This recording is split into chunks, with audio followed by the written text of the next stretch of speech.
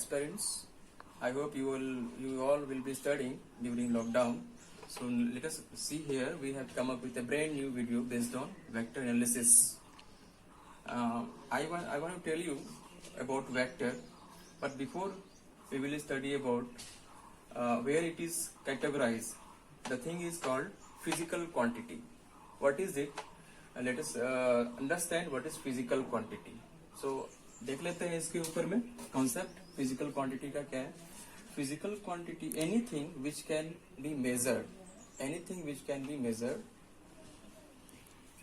is known as anything which can be measured and which is basically governed by one of the popular physics formula is known as physical quantity. We can call it like take an example of mass, length, times, work. These all can be measured. So these are all come under the category of physical quantity. So we need to now further categorize physical quantity. So physical quantity further can be classified as scalar quantity, vector quantity and tensor quantity.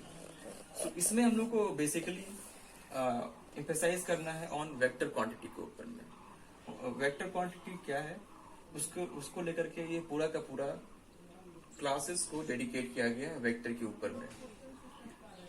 About vector analysis, based on vector analysis. So let us begin with this chapter with a full swing. What is vector? But before you need to understand what is scalar quantity. Scalar quantity means you can only measure it. What does it mean? जिसका सिर्फ और सिर्फ magnitude होता हो. आप सिर्फ major करते हो उसको और मेजर करके उसका रिजल्ट लिख देते हो. That's all. Your job is done. The thing is called scalar quantity. Let us for example, अगर मैंने suppose करो एक I have one rod of AB as one rod I have. We measure its length. Suppose length of this rod is 5 meter. Q is the magnitude, length. So you have seen this. The expression reveals much more thing. What is 5? 5 is basically numerical value. Numeric value. And M is what? Unit of measurement. Right? तो अगर आप किसी भी quantity को अगर आप इस तरीके से रिप्रेजेंट कर पाते हो in this equation, magnitude equal to numeric value multiply by unit of measurement, वो सब का सब क्वांटिटी इसके अंदर में आ जाएगा स्केलर क्वांटिटी के अंदर में, क्योंकि ये सिर्फ एक मैग्नीट्यूड को रिप्रेजेंट करेगा. So scalar quantity means which have only magnitude,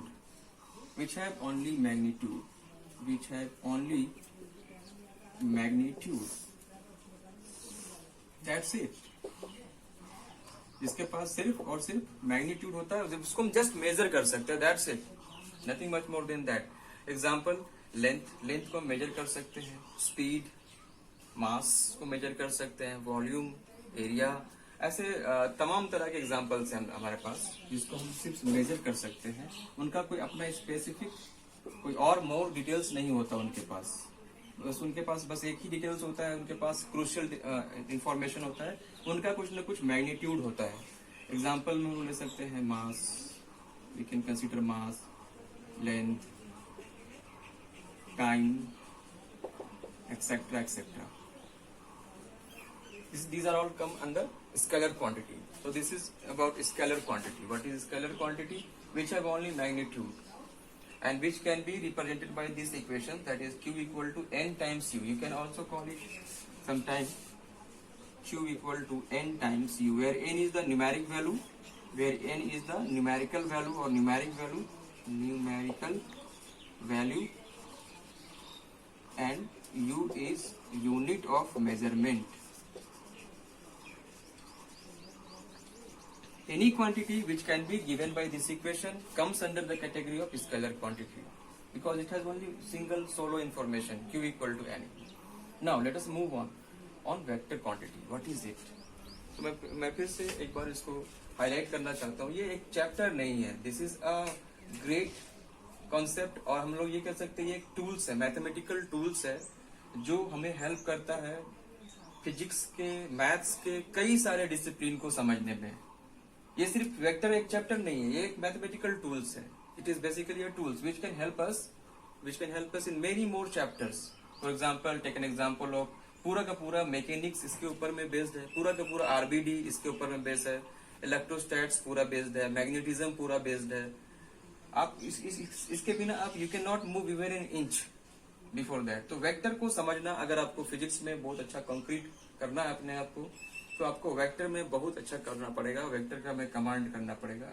तो हम इसलिए इसको हम लोग एक चैप्टर नहीं बोलते हैं, हम लोग बोलते हैं ये एक नीड है। अगर आपको फिजिक्स को बहुत अच्छा करना है तो ये पहला स्टेप है।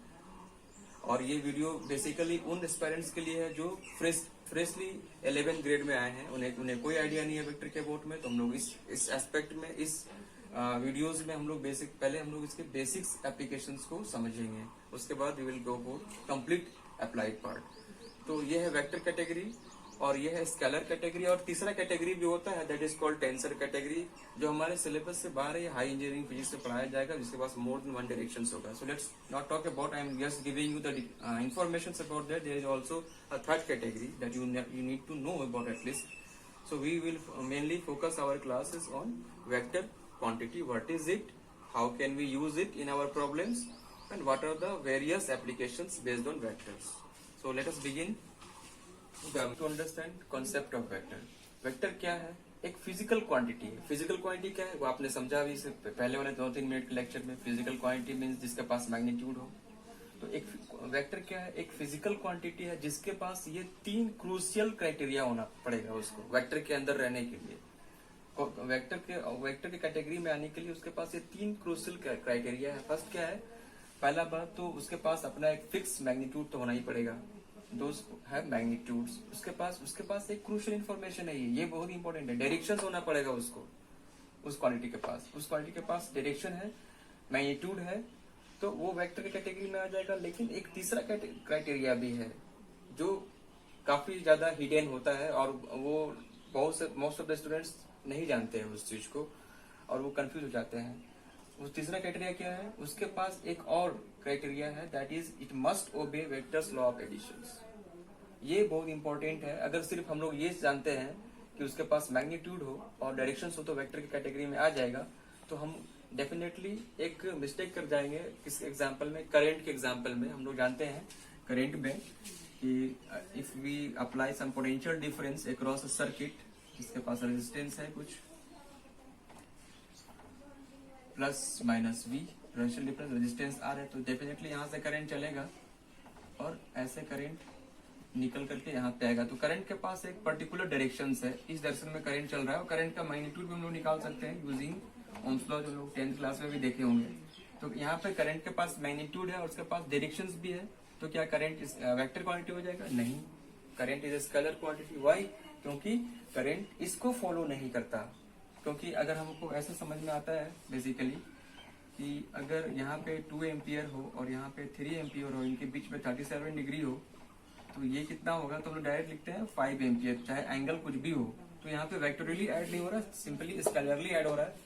इसलिए current is a scalar quantity, क्योंकि उसने ये तीसरा क्राइटेरिया को फुलफिल नहीं किया।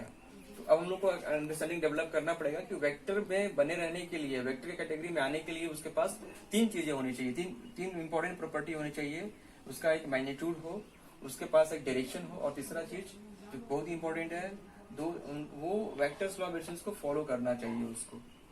अगर ये तीनों क्राइटेरिया उसके पास है, the thing is in vector, otherwise not. Now हम एक वेक्टर को समझ गए हैं। वेक्टर के बारे में ये इंफॉर्मेशन एलिमेंट्री आइडिया जानने के बाद हमको जानना पड़ेगा उसको रिप्रेजेंट कैसे करते हैं, रिप्रेजेंटेशन ऑफ ए वेक्टर क्या होता है। तो बेसिकली उसको रिप्रेजेंट करते हैं हम लोग एरो से, जिसमें एरो का जो टिप पॉइंट होता है, स्टार्टिंग पॉइंट होता है, उसको हम लोग टेल बोलते हैं। और ये जो एरो हेड होता है, that is called head, terminal point को हेड बोलते हैं। और कोई भी वेक्टर को बारे में अगर आपको फुल डिस्कशन चाहिए तो उसका जो लेंथ होता है, that length is basically the magnitude of the vector and the arrowhead representing the directions।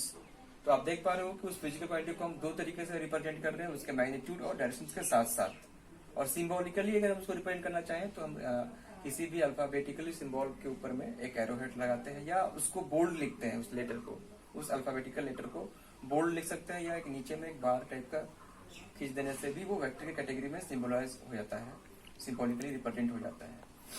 कुछ एग्जांपल्स ले लेते हैं वेक्टर के ऊपर में, like displacement is a vector quantity, अभी हमको दिखेगा वो चीजें, velocity, acceleration, force, linear momentum and torque. इसके अलावा भी बहुत लंबा लाइन है, बहुत लंबी लिस्ट है, हमने कुछ इंपॉर्टेंट वेक्टर्स को देखा है।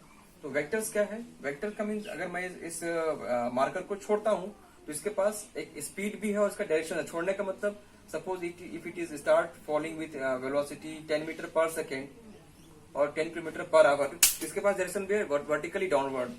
नॉट ओनली ये फॉल सिर्फ नहीं कर रहा, हम ये नहीं बोलेंगे कि this is moving with velocity 5 kilometre per hour, but हमको ये बोलना पड़ेगा this is moving with velocity 5 kilometre per hour vertically downward. ये जो मैंने बोला वर्टिकली डाउनवर्ड, तो वो क्या हो गया, उसका डायरेक्शन हो गया। Downward is a fix direction. So this is all about the basic part. Well, so let us begin with translation और shifting of a vector in a plane। एक वेक्टर का खास बात, एक ब्यूटी क्या है वेक्टर का, कि एक वेक्टर को आप एक पर्टिकुलर लोकेशन से दूसरे पर्टिकुलर लोकेशन में लेके जा सकते हो, लेकिन उसका एक शर्त है, उसको इस तरीके से आपको शिफ्ट करना है, पैरेलली शिफ्ट करना है, सो दैट उसका ना तो मैग्नीट्यूड चेंज हो और ना ही डायरेक्शन चेंज हो। आपको देखना है कि वेक्टर कैसे चेंज हो जाता है। Let us see, suppose I have a vector like this, vector A. हम लोग वेक्टर से खेलते हैं, let us play with the vector. तो इसका एक डेफिनेटली एक मैग्नीट्यूड है, इसका एक लेंथ है, तो उसका एक मैग्नीट्यूड होगा, कुछ भी आएगा 5 यूनिट्स 6 यूनिट्स। और डायरेक्शन कैसे लेना है, आप उसके टेल पॉइंट से, जो सबसे इजी और सिंपल तरीका है, आप एक उसके टेल पॉइंट से एक हॉरिजॉन्टली एक लाइन ड्रॉ कर लो और आप क्लॉकवाइज चले जाओ, एंटी क्लॉकवाइज चले जाओ, सॉरी। ये जो एंगल होगा that will be the directions of this vector in with the direction of horizontal. लेकिन हम लोग इसका हम लोग टेन निकालते हैं, टेन थीटा फाइंड कर लेते हैं। टेन थीटा फाइंड करने से we get directions, we get only direction easily. ये एंगल अगर हम लोग पता कर पाए तो वी कैन कॉल इट कि ये इसका डायरेक्शन है और इसका मैग्नीट्यूड तो है ही। अब क्या हम इस वेक्टर को कहीं और शिफ्ट कर सकते हैं? ये क्या नया बात कर रहे हैं हम लोग, ये चीज तो लेट अस सी। अगर हम इस वेक्टर को यहां लेके चले जाए तो क्या ये वेक्टर वही ए रहेगा या बदल जाएगा? तो आंसर है कि no, vector will remain the same, because मैंने इसके मैग्नीट्यूड को चेंज नहीं किया और ये जो डायरेक्शन था, जो एंगल था इसका, ये वाला एंगल को भी हमने चेंज नहीं किया। ऐसा करके हम कहीं भी लिख सकते, इधर भी लिख सकते हैं,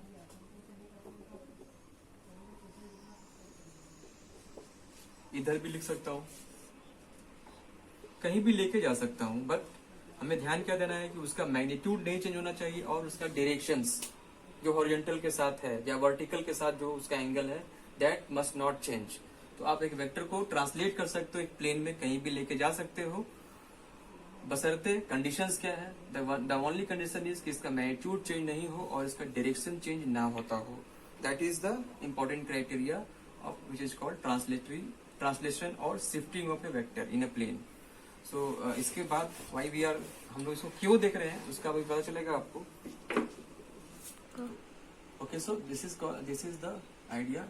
सपोज ये एक वेक्टर ए है, तो हम इस वेक्टर को कैसे लेके जा रहे हैं ये आपको ध्यान से समझना है कि ये वेक्टर को हम लोग पैरेलली शिफ्ट कर रहे हैं यहाँ पे लेके आगे, और इसमें वी हैव टेकन केयर कि इसका जो लेंथ है that length should not change and the directions, the angle part, angular part with the horizontal और वर्टिकल, वो चेंज नहीं हो रहा है।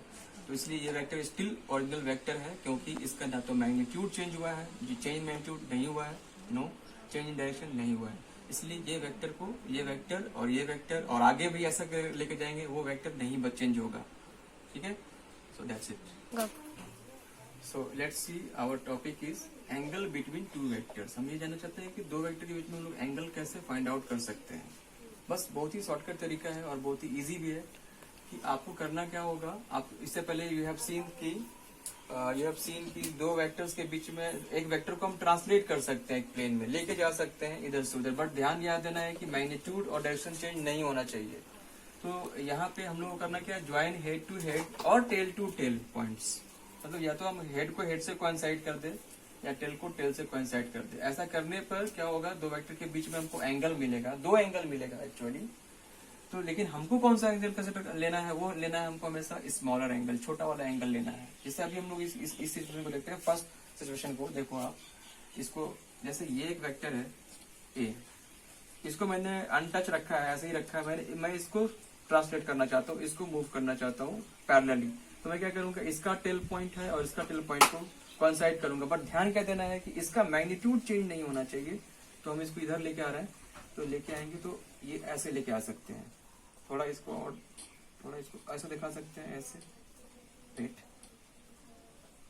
यूं दिखा सकते हैं। अब आप देखो यहाँ पे बी, अब एक लेट्स सी, यहाँ पे दो एंगल बन रहा है। एक एंगल ये है दैट इज थीटा 1 और एक एंगल ये भी तो है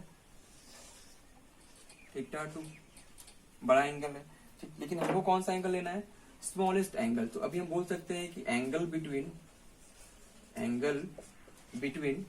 vector A and vector B is theta 1 not theta 2, because theta 2 is the bigger angle. तो हम क्या हम ये एंगल हो जाएगा थीटा 1। अभी हम इसको देखते हैं, इस सिचुएशन को देखते हैं थोड़ा। Let us see this one also, second situation.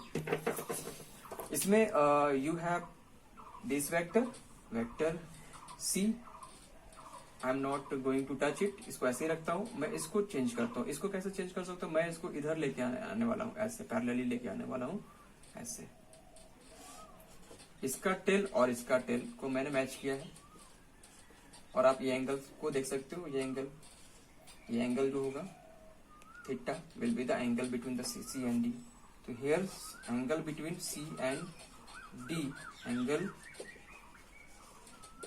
Between C and D is theta. Similarly you can do by your own. उसको कर सकते हो आप। क्या करोगे, इन दोनों के टेल को कोइंसाइड कर दोगे। यू विल जस्ट देखो आप इसको,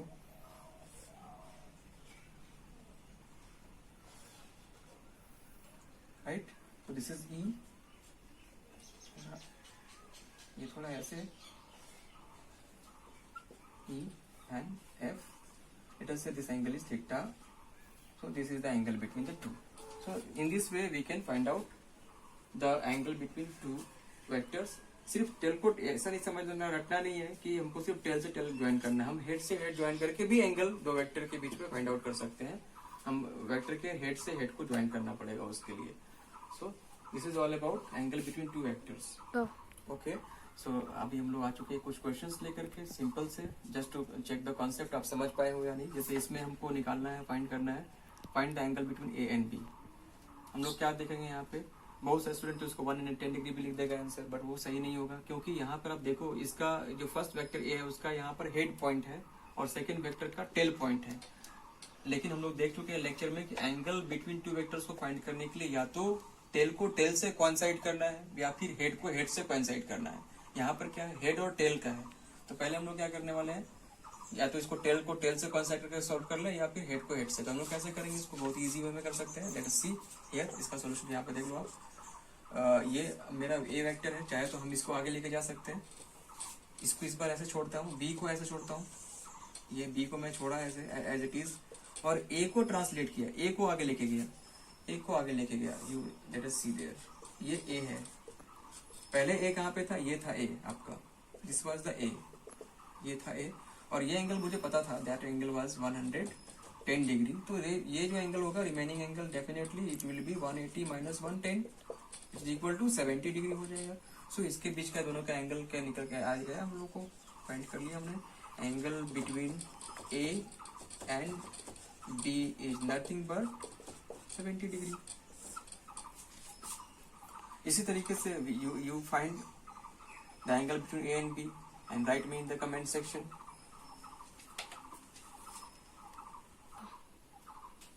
ओके, सो ये दो क्वेश्चंस मैंने आपके लिए छोड़ा है, आप इसको सॉल्व करो और मेरे को उसका आंसर कमेंट सेक्शन में लिख के बताओ if you are watching it. And हमेशा इस वीडियोस को, हमारे जो वीडियोस है उनको देखने के लिए you must have come up with pen and papers. Do not watch it because वो ऐसे वेस्ट हो जाएगा आपका टाइम भी। So you have to come up with pen and papers so that you, मैं ये नहीं बोलता बहुत अच्छा नोट्स बनाओ आप, कम से कम स्क्रिप्ट कुछ भी स्क्रैम्बल में भी लिखते रहो आप, कुछ ना कुछ नोट करते चले जाओ। Okay, let's move on. Okay, so after the discussion of basic introduction of vector and parallel shifting of vector, angle between two vectors, now we have reached to our topic types of vector. तो types of vector में मैंने सिर्फ वही सब लिया है जो ज्यादा इंपॉर्टेंट है, सारे को इंक्लूड नहीं किया है, कुछ को स्किप भी किया है। बट आई हैव ट्राइड कि सबका सब जो इम्पोर्टेंट है वो सब आ गए हैं इसमें। तो पहला है, फर्स्ट ऑफ ऑल जो पहला वेक्टर्स हम लोग सीखेंगे वो है पैरेलल वेक्टर्स, और उसी का opposite concept anti parallel vectors. उसके बाद हम लोग सेकेंड में देखेंगे equal vectors and unequal vectors. Then we will go for coinitial vector, after that coplanar vector, collinear vector, null vector, unit vector, this is very important, this is very important, position vector, polar vector और axial vector। so ये हम लोग का sequence है, lecture का flow है। तो let us begin with parallel vectors. आ जाते हैं यहाँ पे, हम लोग यहाँ पे जल्दी जल्दी इसको कवर करेंगे बिकॉज ये एक एलिमेंट्री कॉन्सेप्ट होगा। देखिए, दो या दो से ज्यादा वेक्टर तभी पैरेलल में कहा जाएगा, तभी पैरेलल में कहेंगे हम लोग। टू वेक्टर्स और more than vectors are said to be in parallel जब उनके बीच का एंगल 0 डिग्री होगा। रिमेम्बर दिस थिंग कि आप उनके बीच का एंगल हमेशा क्या लोगे, 0 डिग्री लोगे, तभी वो पैरेलल वेक्टर की कैटेगरी में आ पाएगा। टेक एन एग्जांपल, जैसे आप इसको लो वेक्टर ए और दूसरा कोई वेक्टर ले लो ऐसे, वेक्टर बी यहाँ पे ले लो आप। हम चेक करते हैं क्या ये दो वेक्टर पैरेलल वेक्टर हैं। तो हम लोग क्या करेंगे, इनके दोनों के टेल को टेल से कोइंसाइड करने की कोशिश करेंगे। तो अगर हम लोग ऐसा ले पाए, इसको हम लोग कोइंसाइड करें, तो ये अगर ए है, वेक्टर ए है, तो इसके टेल से इसके टेल को कोइंसाइड करते हैं तो डायरेक्शन भी चेंज नहीं होना चाहिए मेरा। तो अगर हम लोग इसको यहाँ पे लाके रखते हैं ऐसे, ये बी, तो हम देख पाते हैं कि ए और बी के बीच में कोई भी एंगल नहीं बन रहा है यहाँ पे। तो angle between A and B ये 0 डिग्री आ रहा है हम लोग को। तो इसलिए हम लोग बोल सकते हैं कि वेक्टर ए जो है वो पैरेलल है वेक्टर बी का। तो I hope you are clear with parallel vectors कि पैरेलल वेक्टर में हम लोग को देखना क्या है कि दोनों के बीच का एंगल 0 डिग्री होना चाहिए। इसको ऐसे भी समझ सकते हैं हम लोग, ऐसे भी इसको एक्सप्लेन कर सकते हैं इन अदर वर्ड्स कि अगर दो वेक्टर दोनों एक्ट कर रहा हो सेम डायरेक्शन में और उनके बीच का जो डिस्टेंस है, परपेंडिकुलर डिस्टेंस है, वो चेंज नहीं हो रहा हो, तो भी उसे भी हम लोग बोलेंगे वो पैरेलल वेक्टर्स है। अगर इनके बीच का जो सेपरेशन है, जैसे कि अगर मानो दूसरा कोई वेक्टर ले लो आप, ऐसा कोई C vector and D vector, तो इनके बीच का ये जो डिस्टेंस है अगर ये बदल नहीं रहा हो, नॉर्मल डिस्टेंस, परपेंडिकुलर डिस्टेंस, और दोनों वेक्टर सेम डायरेक्शन में एक्ट कर रहा हो, तो भी हम बोल सकते हैं कि vector C parallel to vector D.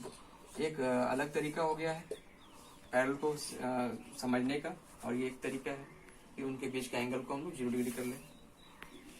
Okay, सो अब हम लोग इस पे आ जाते हैं एंटी पैरेलल वेक्टर के ऊपर में। एंटी पैरेलल वेक्टर किससे बोलेंगे, तो two vectors are said to be anti parallel if the angle between the two is 180 degree. दोनों के बीच का एंगल अगर 180 डिग्री होता हो, फॉर एग्जाम्पल दोनों को अब कोई डायरेक्शन में एक्ट करना पड़ जाएगा। जैसे अगर वो एंगल वेक्टर ए ये है और वेक्टर बी ये रहा, वेक्टर बी ये रहा, तो इन दोनों के टेल पॉइंट को हम लोग कोइंसाइड करते हैं आफ्टर कोइंसाइडिंग द टू।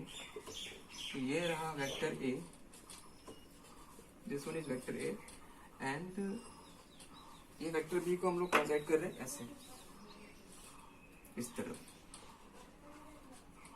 ये इनके बीच का एंगल आ रहा है theta equal to 180 degree.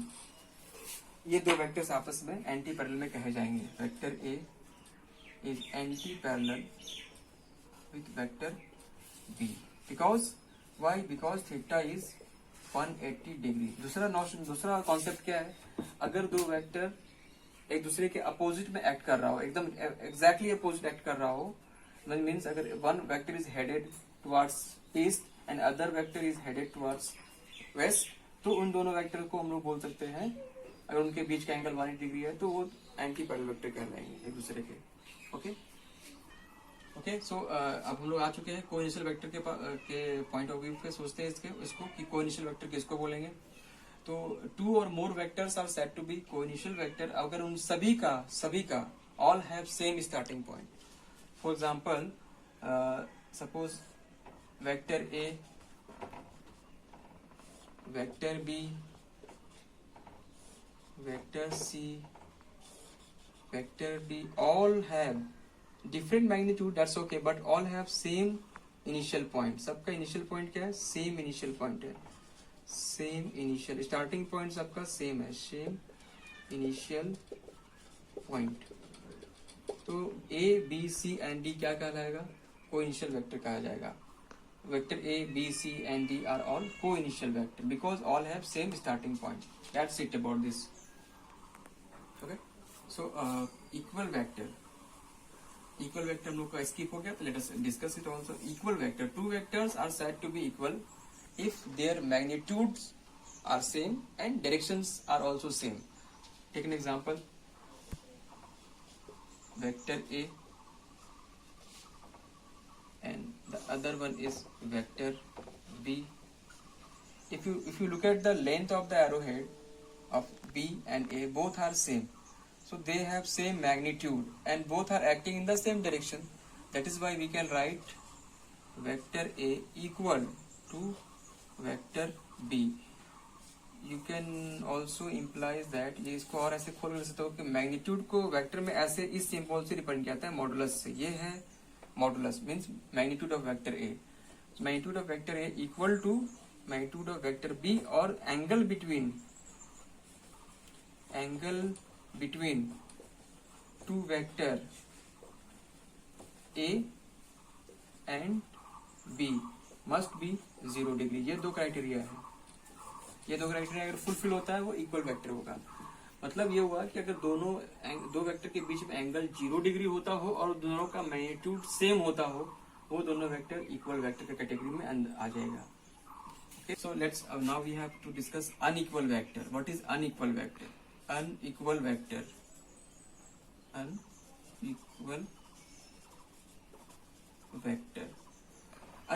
means if the two vectors have different magnitude. Suppose this one, vector A and vector B, they don't have equal magnitude, but they have same direction, means the angle between the two, the theta equal to 0 degree. Can they will be in unequal vector category? So yes, because the two have different magnitude, we can call it unequal vector. So this is one aspect. We are keeping direction same and varying the magnitude. Now in other way we can say the corollary is also true. Suppose the two have same magnitude, but they are acting in the different direction, like vector A, vector B. The angle between the two is now theta equal to 180 degree, but magnitude remains same.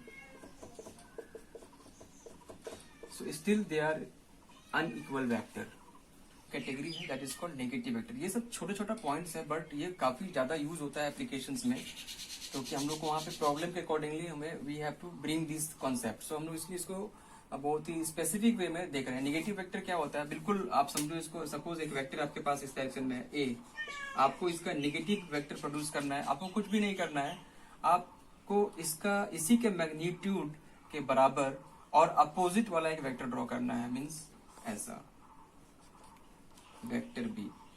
ये vector B क्या है, opposite है, exam opposite है, that is A. So हम लोग बोल सकते हैं B is negative vector of A या B is opposite vector of A, same to same. तो करना क्या होगा, नेगेटिव वेक्टर बनाने के लिए जो अब मेरे पास जो ओरिजिनल वेक्टर दिया हुआ है उसी के बराबर मैग्नीट्यूड वाला और उसके ठीक अपोजिट डायरेक्शन वाला एक वेक्टर प्रोड्यूस करना होगा. वो जो नया वेक्टर हमको मिलेगा वो पुराने वाले वेक्टर का, ओरिजिनल वेक्टर का नेगेटिव वेक्टर कहलाएगा. This is the idea. Parallel vectors, anti parallel vectors, equal vectors, unequal vectors, opposite vectors, negative vectors. अब इन सबको हम लोग कंपेरिजन करना चाहते हैं, एक ब्रॉडली कॉन्सेप्ट डेवलप करना चाहते हैं. कैसे कर सकते हैं, क्या हम ये बोल सकते हैं कि all equal vectors are parallel vectors? क्या ये सही है? मैं क्या बोल रहा हूँ, ऑल इक्वल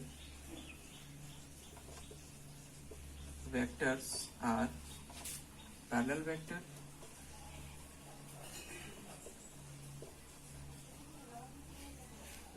और ये सही है, कौन सही है, all parallel vectors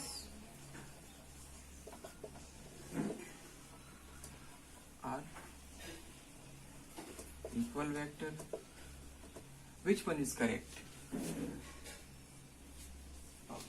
This statement, all vectors are parallel vectors, all equal vectors are parallel vectors. तो सपोज इक्वल वेक्टर का तो हम लोग समझ चुके हैं, डेफिनेशंस पार्ट, कॉन्सेप्चुअल पार्ट, कि दोनों का मैग्नीट्यूड सेम होना पड़ेगा और दोनों को एक ही डायरेक्शन में एक्ट करना पड़ेगा। तो यही तो क्राइटेरिया है पैरेलल वेक्टर्स का कि दोनों को एक ही डायरेक्शन में उनके बीच का एंगल 0 डिग्री होना चाहिए। तो यहाँ पर भी हो रहा है। तो यहाँ पे हम क्या देख रहे हैं कि वेक्टर ए का magnitude is same and angle between them is 0 degree. तो ये तो पैरेलल वेक्टर हो गया। लेकिन क्या हर पैरेलल वेक्टर इक्वल वेक्टर हो सकता है? तो आंसर होगा नहीं। Take an example of this.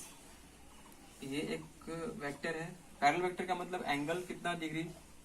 0 degree. Parallel vector का मतलब दिमाग में क्लिक करना चाहिए एंगल 0 डिग्री, एंगल 0 डिग्री। तो एक ये वेक्टर लिया मैंने सी वेक्टर और एक छोटा वेक्टर ले लिया डी वेक्टर। इनके बीच का एंगल मैंने देखा तो थीटा यहाँ पे 0 डिग्री है। लेकिन क्या ये है इसमें इक्वल? तो आंसर होगा नहीं। Answer is not. तो हर पैरेलल वेक्टर्स इक्वल वेक्टर नहीं है, लेकिन हर इक्वल वेक्टर्स पैरेलल वेक्टर्स है। सो हर इक्वल वेक्टर तो पैरेलल वेक्टर है, but her parallel vector equal vector नहीं है। ये सब बातों को हम लोग बहुत ज्यादा कॉन्क्रीट वे में कैसे दिखाएंगे, उसके लिए हम लोग एक बहुत ही पॉपुलर मैथमेटिकल इक्वेशंस लिख रहे हैं। उसमें सारा कुछ को लेके आएंगे हम लोग। देखो आप, ये देखो आप यहाँ पे, suppose we have two vectors. Suppose we have two vectors A and vector B. I am writing down one equations. Vector A equal to m times vector B. This is very crucial equation. It has much more important thing. Where m is a scalar factor, scalar multiplier.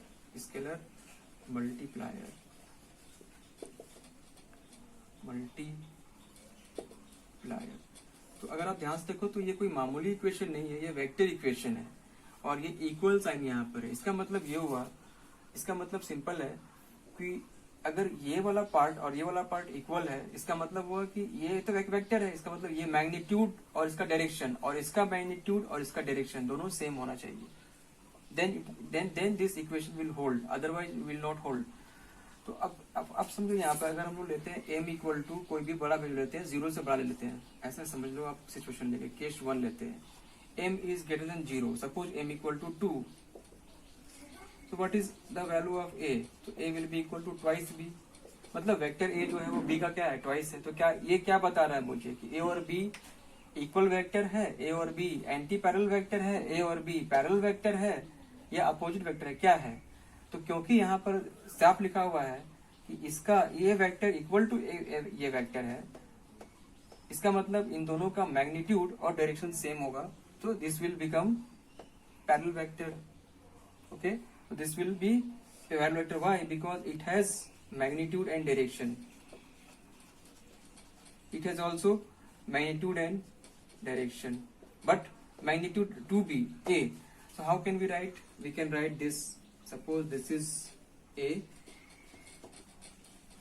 and this is half b. So we can link these pictorial reference with these equations. Vector a equal to twice b. तो अभी मैंने देखा कि मैंने m का value 0 से बढ़ा लिया। अभी मैं m का वैल्यू 0 से छोटा लेता हूँ, m लेस देन 0 लेता हूँ। When m less than 0, suppose m equal to example m equal to पहले लेता हूँ -3। So what we can get from that? Vector a equal to -3 times b। इसका पिक्चुरल रिप्रेजेंटेशन क्या होने वाला है? देखो आप ध्यान से, ये अगर a है तो b एकदम उल्टा होने वाला है और थ्राइस होने वाला है। ऐसा होने वाला है। इनके बीच का एंगल कितना होने वाला है? 180 होने वाला है। तो ये जो इक्वेशन है, ओके, एक थोड़ा सा मिस्टेक हो गया यहाँ पे रिप्रेजेंटेशन में। सी है,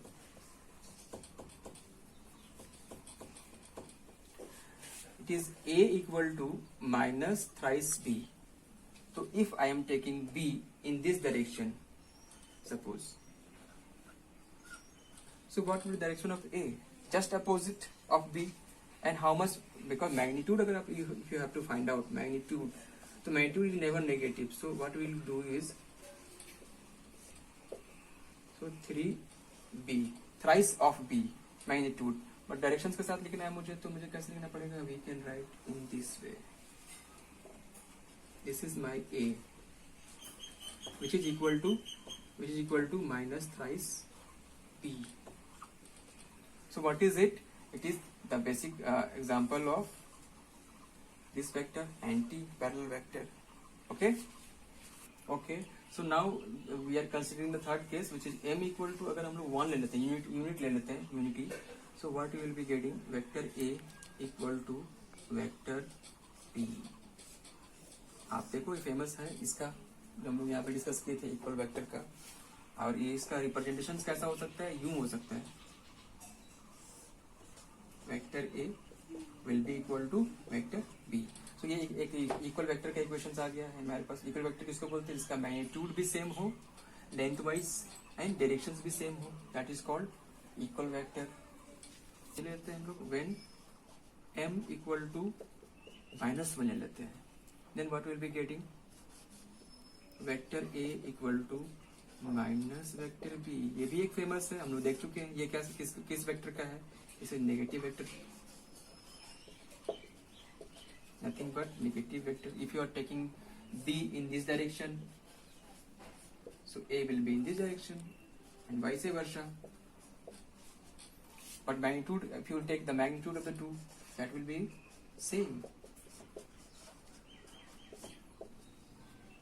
A and this will be B, because modulus of negative is positive. So this is the equal vector. Okay, so new case ले लेते हैं, case 5. So when m equal to 0, then what will be getting from this equation? So when A equal to 0, ये vector A equal to 0 आया है ना, this is a very important thing that is called null vector or zero vector. इसका magnitude क्या होता है? 0 होता है. If you take the magnitude of this, so this will be 0. इस वेक्टर को we cannot represent. Why? Because कैसे कोई भी इंसान 0 magnitude के लेंथ को खींच सकता है. तो ये एक एलिमेंट्री वेक्टर होगा. क्या बोलेंगे हम लोग इसको? नल वेक्टर और जीरो वेक्टर. ये एक एलिमेंट्री वेक्टर होगा, जिसको हम लोग ज्योमेट्रिकली रिप्रेजेंट नहीं कर सकते, ओनली सिंबॉलिकली रिप्रेजेंट कर सकते हैं ओ के ऊपर में ऐसे लगा के, नल वेक्टर. सो ये जो हम लोगों ने इक्वेशंस लिखा है, vector A equal to m into B, इसमें ये जो मल्टीप्लायर फैक्टर है, स्केलर फैक्टर, आप इसके रोल को आप समझ पाए होंगे कि ये कितना क्रूशियल है, कितना कुछ है इसके अंदर. हमने इस इक्वेशन से कितना सारा टाइप्स ऑफ वेक्टर को जस्टिफाई कर पाया. तो इस इक्वेशंस को भूलना नहीं है. इस इक्वेशन को हम लोग को याद रखना है कि एक vector A equal to m times vector B लिखते हैं. इसका मतलब हम इस वेक्टर से, इस इक्वेशन से parallel vector, not parallel vector, negative vector, equal vector, null vector, unequal vector, इन तमाम तरह के वेक्टर्स को हम सिर्फ यहीं से जस्टिफाई कर सकते हैं. तो this equation is so crucial, we have to learn about this. Okay, जैसे हम लोग कोप्लानर वेक्टर को देख लेते हैं, समझ लेते हैं. सो कोप्लानर वेक्टर का मतलब क्या है? सबसे पहले आपको एक प्लेन कन्फाइन करना पड़ेगा. Suppose I am confining a plane, suppose X Y plane, we call it Cartesian coordinate system, X Y plane. अब इस प्लेन में आने वाले वेक्टर, जैसे ये एक वेक्टर मैंने इधर खींचा, फिर मैंने एक इधर खींचा, फिर एक इधर ड्रॉ कर लिया, फिर इधर ड्रॉ कर लिया. ये इस तरह का मैं इनफाइनाइट वेक्टर ड्रॉ कर सकता हूँ, सबका नाम दे सकता हूँ. Vector A, vector B, vector C, vector D, vector E, vector F. ये सभी के सभी वेक्टर क्या है? कोप्लानर वेक्टर, क्योंकि से सारे वेक्टर किस में लाई कर रहा है? एक्स वाई प्लेन में लाई कर रहा है. So these are all vectors are known as coplanar vector. अगर आप बहुत बड़े फॉर्म में अगर आप इसको अप्लाई करते हो, जनरलाइज करते हो, तो देखा जाए तो ये सारा वेक्टर जो मैं बना रहा हूँ, इस व्हाइट बोर्ड के प्लेन में बना रहा हूँ, तो मैं यहाँ पे लिख रहा हूँ कि ये वेक्टर है, पैरेलल वेक्टर, लेकिन एक्चुअली वो क्या है? कोप्लानर वेक्टर में भी आ जाएगा, क्योंकि ये व्हाइट बोर्ड के प्लेन में ही आ रहा है. जो वेक्टर इस व्हाइट बोर्ड के प्लेन में नहीं आएगा, that will be non coplanar vector. तो अभी मैं थोड़ी देर समझो आप कि अगर ये एक्स वाई प्लेन को मैंने सिर्फ कंसिडर किया है, ये एक प्लेन है एक बोर्ड में, तो इस एक्स वाई प्लेन में आने वाले सभी वेक्टर कहलाएंगे कोप्लानर वेक्टर. तो सिंपल सा आपको कहना पड़ेगा यहाँ पर कि coplanar vector is nothing, all vectors lying in the same plane, all vectors lying in the same plane is called coparallel vector, ये सारे कोपैरेलल वेक्टर हैं। Vector A, vector B, vector C, vector D, vector E and vector F are example of coplanar vector. एक ही plane में located vector, coplanar vector. अब अगर कोई vector z axis के लॉन्ग होता, आउटवर्ड या इनवर्ड, तो कोप्लानर वेक्टर नहीं होता, वो हो जाता नॉन कोप्लानर वेक्टर होता। इस बात को समझना पड़ेगा।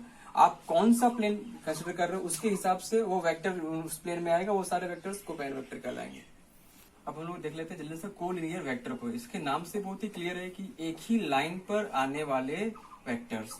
तो आप देखो, मैंने एक लाइन, एक हॉरिजॉन्टल लाइन एजम्पशन लिया है, उस पर ये सारे वेक्टर्स एक्ट कर रहे हैं। Vector A, vector B, vector C, vector D, vector E, ये सारे वेक्टर्स क्या हैं, एक ही लाइन के अलोंग है। तो ये एक ही लाइन के अलोंग है, that is why it is they are called collinear vectors, एक ही लाइन के अलोंग आने वाले वेक्टर्स। तो क्या हम इससे एक बहुत अच्छा, एक ब्यूटीफुल कॉन्सेप्ट कंक्लूड कर सकते हैं क्या हम इन वेक्टर्स को ऐसे लिख सकते हैं, सब तो एक ही डायरेक्शन में है। Vector A, vector B, vector C थोड़ा छोटा है, वेक्टर ई थोड़ा उससे बड़ा है, वेक्टर ई थोड़ा उससे बड़ा है। ये एक इम्पोर्टेंट कॉन्सेप्ट आप यहाँ से लिंक कर सकते हो। ये सभी क्या है, पैरेलल वेक्टर्स है। तो हम ये बता सकते हैं कि कोलिनियर वेक्टर कोई अलग वेक्टर नहीं होता है, वो एक्चुअली क्या होता है, पैरेलल वेक्टर ही होता है। कुछ नया चीज नहीं, बस वो नाम बदल के लिख दिया गया। अगर हम इन सबको कॉन्साइड कर देंगे तो वही क्या बन जाएगा, कोलिनियर वेक्टर बन जाएगा। ये अभी अलग अलग लाइन पे दिख रहा है आपको, लेकिन सबको अगर आप कॉन्साइड कर देते हो तो वो सब का सब कहलाएगा कोलिनियर वेक्टर। तो जो पैरेलल वेक्टर है वही तो है कोलिनियर वेक्टर, कुछ नया बात नहीं है, बस हम लोग इसको अलग कैटेगराइज कर दिए हैं सो दैट आप जब बुक में देखो तो आपको कुछ नया नहीं फील हो। अब हम लोग जल्दी से देख लेते हैं पोलर वेक्टर और एक्सियल वेक्टर्स के बीच में क्या इसका बेसिक फंडा है। तो पोलर वेक्टर जो बेसिकली यूज होगा हम लोग को मैकेनिक्स में यूज होगा, जहां पर हम बेसिकली फोकस करेंगे ट्रांसलेटरी मोशन में। वहां पर एक पॉइंट हम लोग फिक्स बनाएंगे जहां पे उसको हम लोग अप्लाई करेंगे। तो it's called polar vector. Translatory motion means you are understanding it. अभी आप यू आर क्वाइट न्यू, तो ये आपको थोड़ा डिफिकल्ट लग सकता है। ये पूरा बॉडी, ये रिजिड बॉडी है, अगर ये इस तरीके से मूव करेगा तो इन दोनों इस पॉइंट पार्टिकल्स, अगर ए और पार्टिकल बी के बीच का जो रिलेटिव वेलोसिटी होगी वो जीरो होनी चाहिए। Means VA B equal to VA minus VB equal to अगर जीरो होता हो और ये बॉडी मूव कर रहा होता हो, that motion is called translatory motion. इसमें जो वेक्टर हम लोग यूज करेंगे basically that is called polar vector. और एक्सियल वेक्टर में हम लोग रोटेट कराएंगे। सपोज एक वेक्टर ए है, इसका हम लोग अभी फील्ड दिलाएंगे तो हम लोग क्रॉस प्रोडक्ट करेंगे। दूसरा वेक्टर होगा बी और इसको हम लोग ऐसे रोटेट कराते हैं, ए क्रॉस बी करते हैं, तो एक तीसरा वेक्टर मिलेगा हमको सी, जो माइट भी डाउनवर्ड हो सकता है और माइट भी अपवर्ड भी हो सकता है। लेकिन ये जो सी वेक्टर होगा ना, वो हमेशा ए का परपेंडिकुलर होगा और साथ ही साथ बी का भी परपेंडिकुलर होगा। इसको हम लोग बोलेंगे एक्सियल वेक्टर। ये कहाँ यूज होगा, basically rotational motion. Rotational motion क्या होता है, जब एक rigid body, when a rigid body is rotating about some other axis, right, suppose it is moving with omega, तो इसके क्रॉस में जो एक वेक्टर क्रिएट होगा, ए क्रॉस बी, दो वेक्टर के, या अगर हम लोग सोचे ये वाला अगर आर है, लीनियर वेलोसिटी यहाँ पर वी है, तो हम लोग यहाँ पे निकालेंगे वी इक्वल टू जो हम लोग निकालते हैं omega cross R, omega cross R. तो omega is always axial vector. Omega हमेशा किसके क्रॉस आएगा, एक्सियल वेक्टर के क्रॉस आएगा। ये सब चीजें हम लोग थोड़ा एडवांस वे में जब हम लोग आरबीडी शुरू करेंगे वहां पे हम लोग देखेंगे। We have come to end in our first lecture. So in the next lecture what we will do, हम लोग स्टार्ट करेंगे यहाँ से यूनिट वेक्टर से, और इसके ऊपर में आप देखोगे कि ये किस तरह का अलग है बाकी सारे वेक्टर से। इसके ऊपर में हम लोग प्रॉब्लम्स करेंगे और फिर हम लोग उसके आगे में additions of vector, resultant vectors का कॉन्सेप्ट लेके आएंगे, सब्ट्रैक्शंस, कंपोनेंट, रिजोल्यूशंस, मल्टीप्लिकेशन, इस तरीके से लेक्चर का फ्लो होगा। So till then I wish you all the very best. Next time आप जब भी आओ, हमेशा जब भी वीडियो देखो, you must have pen with papers, you have to write down the things, important things. And most important thing that I want to tell you, that subscribe our channel. Whatever you are finding any sort of query, you can write in the comment section also, so that we can figure out what is your problems and what is our problems. So this is very combined effort that we are going to do. So I wish you all the best. Thank you very much for watching videos. Thank you.